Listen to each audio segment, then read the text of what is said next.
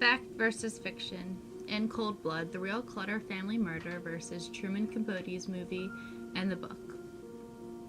The Clutter family murder happened in 1959 by two ex-convicts, Richard Eugene Hickok and Perry Edward Smith. They were told that the Clutter family was very wealthy and he had money stashed in a safe in his house.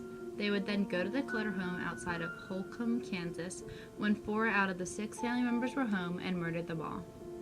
Each were shot in the head, with the men in the basement and the women tucked into bed in their bedrooms. Both men were convicted guilty and sentenced to death row until 1965, when they both were executed by hanging in the gallows in a federal prison in Leavenworth, Kansas. A few months after the hangings, Truman Capote, a writer, wrote a book called In Cold Blood. He settled their Clutter family case and even became good friends with the murderers and learned their side of the story as well. Even though he tried his best in being factual, he did not get all the facts right when describing the murder and how the Clutters were murdered. There was also a movie made about the murders. This movie would take information about the book, so even all the information in the movie was not so close to the actual events that took place. Here are all the facts. Well, we know that 4 of the 6 Clutters were murdered in their house by Dick and Perry. We know that the women were both tied up in bed and tucked under the covers and then shot at point-blank range in the head. The men, on the other side, were brought down into the basement, and Kenyon was tied up and then shot at point-blank range with his head in 2 pillows.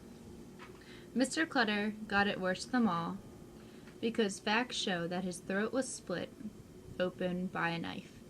We know that after he was hung up on the pole and then shot as everyone else was in the house.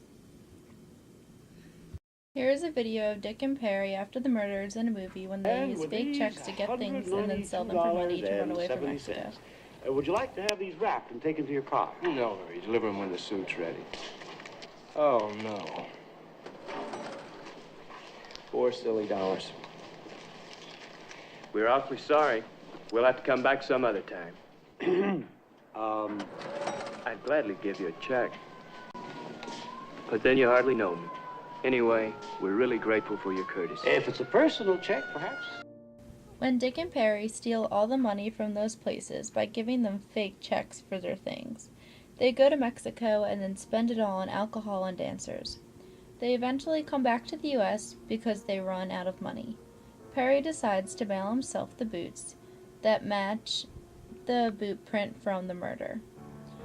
Once back in the U.S., they go to the post office, which then got them caught by the police, and everything went down.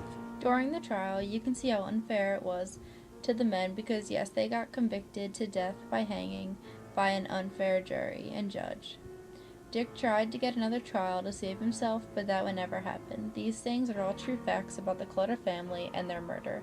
Now on to fiction. In the book, Capote mentions how Mr. Dewey, the lead officer in the case, couldn't watch Perry's hanging, but could watch Dick's. In the real case, he watched both of them without much hesitation. Now here we go on to a clip that shows how Truman Capote thought the Clutters talked to each other the day before they were all killed. Peppermints before breakfast might stunt your growth. Daddy, phone. It's the insurance man. Well, this afternoon, anytime before dark.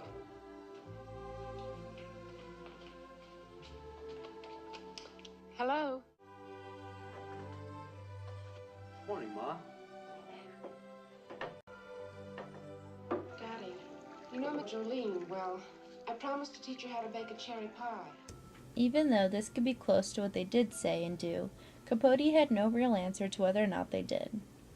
Capote would have never knew how they were feeling that day and what they would have exactly said to people.